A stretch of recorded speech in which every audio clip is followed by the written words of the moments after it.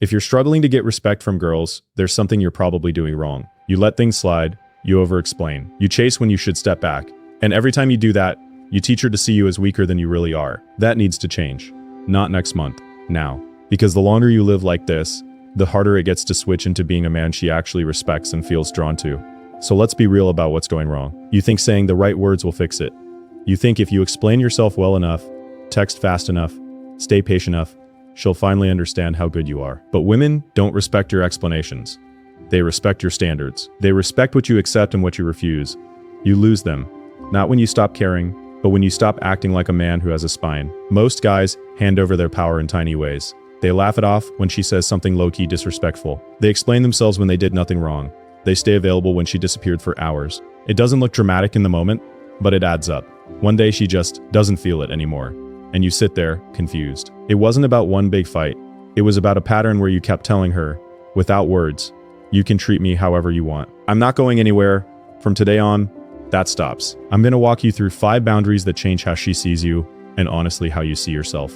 These aren't rules to control her. They're rules to control you, to control how you act, what you accept, and what you walk away from. When you live by these, she either steps up or she leaves. Both outcomes are better than staying stuck where you are right now. First boundary, never reward disrespect. That sounds obvious, but look at your past. How many times did you let disrespect slide because you liked her too much?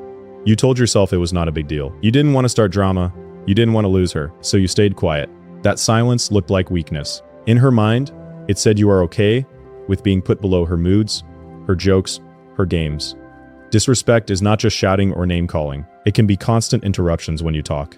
It can be little jokes that always put you down. It can be talking about other guys in a way that is meant to trigger you.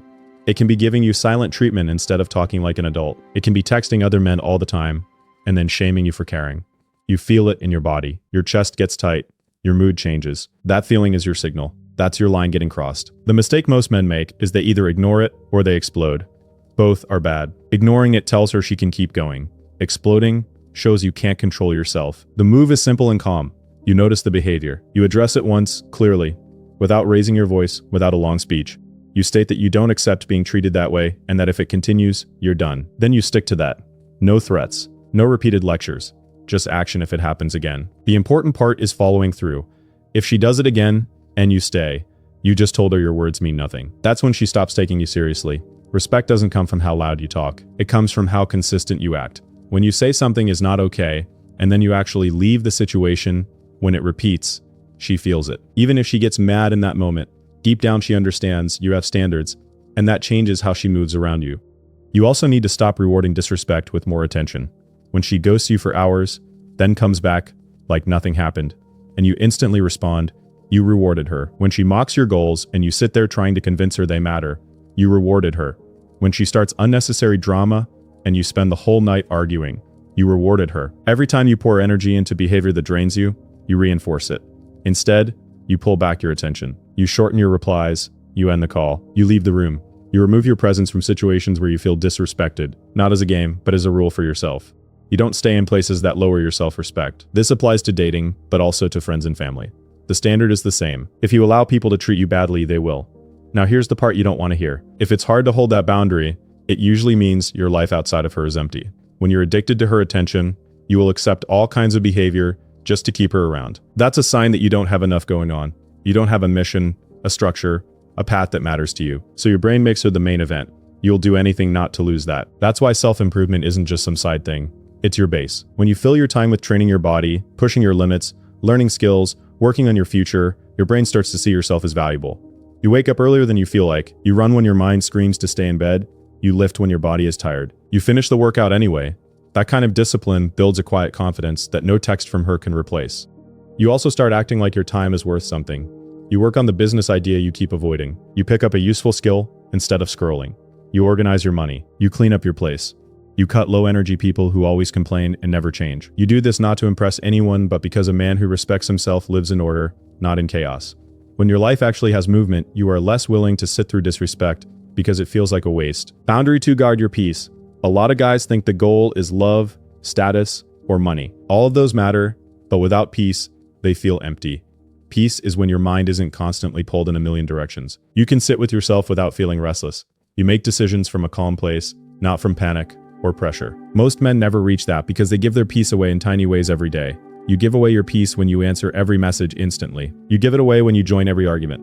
You give it away when you say yes to things you don't want to do. You give it away when you pick up late night calls that ruin your sleep. You give it away when you let someone's mood control your mood. After months or years of this, you wake up tired, irritated, and unfocused, and you think life is just like that. It's not. You leaked it. Women feel it when you don't have peace. They can tell when you're always available. They can tell when your schedule is wide open, and everything gets dropped as soon as they want something. They can tell when your day has no structure, and you just react to what she does. That doesn't make her respect you more. It makes her feel like she is the leader in your life, and deep down, most women don't want that role. Guarding your peace means becoming unavailable to chaos. That means you look at your phone and ask yourself, do these notifications really need my attention right now? Most of the time, they don't. It means you stop taking calls from people who only bring drama. It means you don't let someone drag you into emotional debates every night. You start protecting your energy like it's a limited resource, because it is. It also means saying no without explaining for 10 minutes. You can decide not to go somewhere. You can decide not to respond. You can decide to end a talk that went in circles for an hour. You are not responsible for fixing everyone's feelings. You're responsible for keeping yourself stable. People who liked the old you might call you cold or selfish when you change. Let them talk. Their opinion is not your main focus anymore. To build real peace, you need habits that support it. Waking up earlier gives you quiet time before the world pulls at you. Reading helps you see that your problems are not the only ones in existence. Going on walks without music helps your mind slow down. Training your body lets your stress move out instead of sitting in your head. Keeping your room and work area clean stops you from living in constant low-level stress. When a woman tries to create emotional noise, she often doesn't do it with bad intentions. She's trying to see if you have a stable center. She might question you. She might change her tone. She might pull back to see how you respond. If every small change in her mood flips your whole state, she sees that you have no core. But if you stay calm, listen, and choose your words and actions instead of reacting instantly, she feels your stability. This leads into boundary 3, don't share too much. You've probably been told just open up more your whole life. That advice is half true. Being completely closed off is bad, but oversharing is just as bad in a different way. When you throw every fear, every insecurity, every doubt, every painful memory on her in the early stages, you don't create deep connection. You create emotional weight. She might try to comfort you, but she also starts to see you differently. Instead of seeing you as the man she can lean on, she starts feeling like she has to carry you. That changes the dynamic. You go from being the person who adds stability to her life to being the person who needs support all the time. Over time, desire drops. Not because she's cruel, but because her brain is not built to feel strong attraction towards someone she constantly has to stabilize. Mystery is not a game. It's just the natural distance that exists when two people are still getting to know each other. She should feel your depth, but she shouldn't have full access to everything in the first weeks or even months. You share parts of your story slowly, as trust builds. You don't hide your struggles, but you also don't use her as your therapist. You show that you can handle your own weight. The way a respected man shares is different. He feels a lot, but he processes most of it himself. He writes things down. He thinks. He works it out through action. He talks about important things when it's the right time, not because he needs someone to save him in every rough moment. When he does talk about a hard experience, it usually comes with how he handled it or what he's doing about it, not just raw emotional dumping. You also need to be careful with sharing your insecurities. Everyone has them, but when you constantly talk about how you don't feel good enough, how you're scared she'll leave, how you don't trust yourself, that doesn't bring her closer. It makes her question if you are ready for a serious relationship. She wants to feel you're human and honest, but she also wants to feel safe around you. That safety drops when you present yourself as unstable. Think of your story like a private log, not a public feed. She earns access to the deeper chapters over time. You give short answers sometimes and let her be curious. You let her wonder what drives you. You don't rush to show everything just to feel seen. That slow reveal keeps attraction alive longer, because there is always something more to discover in you. Most guys mistake endless talking for intimacy. They think if she knows every detail of their life, she'll never leave. But when you give everything at the start, you remove any sense of progression. There's nothing left to build toward. She knows all your trauma, all your fears, all your plans by date 3.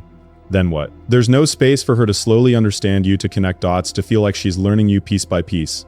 So instead of chasing connection with full emotional exposure, focus on being present. Listen more. Ask questions. Observe. When you do share something real, let it be short, honest, and grounded. You don't need to cry to prove you have feelings. You don't need to list every dark moment to show you've been through things. You let your actions and consistency say most of it for you. Boundary 4, no emotional reactivity. This one is huge. Emotional reactivity is when whatever someone does on the outside completely controls how you feel and act on the inside. She pulls away, you panic. She posts something online, you obsess. She makes a sharp comment. You start defending yourself like you're on trial. Your whole state flips based on her latest move. Women notice this very fast. The moment she sees that her silence, her mood, or her behavior can push you into anxiety, she realizes she has more control over you than you have over yourself. That doesn't make her feel more attracted. It makes her feel less safe. She might not say it out loud, but something shifts. The respect starts to fade. Real control is not feeling nothing. It's feeling everything and still choosing your response. You can feel hurt and still stay calm. You can feel angry and still speak quietly. You can feel confused and still not spam her phone for answers. It's about slowing down the gap between what happens and what you do next. To build that, you have to look at your triggers honestly. Maybe you hate the feeling of being ignored. Maybe you can't stand when someone questions your intentions. Maybe you're scared of being left. So any sign of distance sends you into overdrive. You don't shame yourself for these reactions, but you don't let them lead. You notice them, you breathe, you wait before you act. In practice, this means you stop trying to win every argument. You don't always need the last word. You don't need to explain your character to people who already decided what they think about you. You don't rush to fix things the second there's tension. Sometimes the strongest move is to give space, calm down, and only talk when both people can think clearly. This also applies outside of dating. Someone at work questions your idea.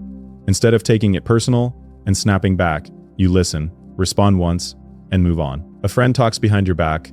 Instead of starting a big public fight, you quietly adjust your distance. A rumor spreads about you.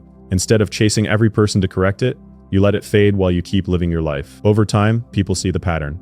They realize you can't be dragged into every wave of drama. The ones who feed off chaos lose interest in trying to provoke you. The ones who value strength start trusting you more. Your presence changes. You talk less, but when you speak, it carries more weight. Because people know you don't react to everything. In relationships, emotional non-reactivity makes a huge difference. When she gets moody, you don't instantly mirror it. When she pulls back, you don't chase harder. When she tests you with a sharp comment, you don't spiral. You hear her, you stay grounded, you answer once, and then you carry on. That doesn't mean you turn into a robot. It means you don't abandon yourself to chase emotional control over her. Finally, boundary 5, always be willing to walk away. This is the foundation that holds all the other boundaries up. If you're not willing to walk, every standard you claim is weak. You'll always bend it when you're scared of losing her. You'll always find reasons to stay in situations that drain you because facing life without her feels worse than staying in something that breaks you slowly. This doesn't just apply to women. It applies to jobs, friendships, habits, social groups. If a workplace constantly disrespects your time and effort, and you refuse to even look for other options, you're telling yourself your future is not worth the risk. If your friend group pulls you down, and you stay because you're scared of being alone, you're telling yourself you don't deserve better. In dating, this shows up when you stay with a girl who constantly crosses your boundaries because you love her too much to leave. You call it loyalty, but it's fear. You're scared you won't find anyone else. You're scared of starting over. You're scared of the silence that comes after. So you stay, try to fix, try to explain, and lose yourself more each month. Being willing to walk away doesn't mean you stop caring. It means you care about your values more than your feelings in the moment. You don't stay somewhere that destroys your self-respect. You don't stay where your peace is always under attack. You don't stay where your boundaries are seen as too much. It hurts to leave, but it hurts more to live years as a weaker version of yourself. When a woman senses that you stay only because you can't handle being without her, she tests harder. But when she senses that you stay because you like her, respect her, and she fits your standards, and that you are fully ready to leave if that stops being true, her behavior shifts. She treats your presence like something real, not something guaranteed no matter what she does. The scary part is the moment you actually walk away. That first week, that empty bed, that quiet phone. Your brain will scream to run back. That is where you prove to yourself who you are. You sit with the discomfort. You feel the loss. You don't numb it with random people or distractions. You hold the line you set.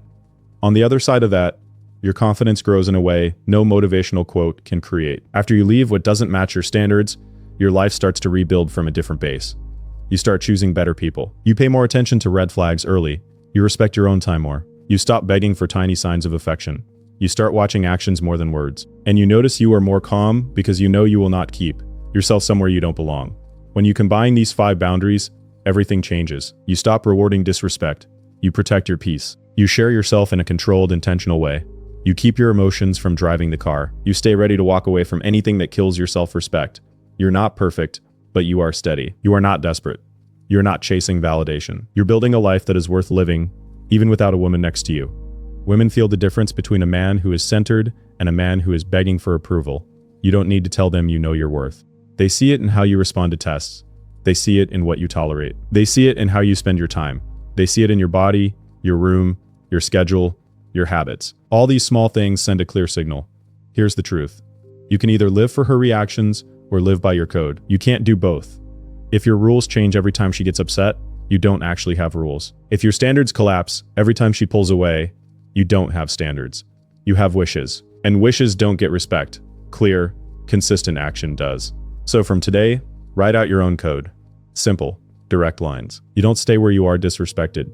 You don't give your attention to constant chaos. You don't overshare your pain to feel close. You don't let emotions choose your moves. You don't stay anywhere you need to shrink yourself to be accepted. Then you live by that, even when no one is watching, especially then. At first, it will feel uncomfortable. People will say you changed. Some will distance themselves because they can no longer use you. Some women will vanish when they realize they can't play games with you. That's not a loss. That's a filter. Every person who leaves creates space for someone who actually respects the man you're becoming. And as you stay consistent, something else happens. You stop obsessing over being respected. You just are that kind of man. Your presence feels different. You don't need to announce anything.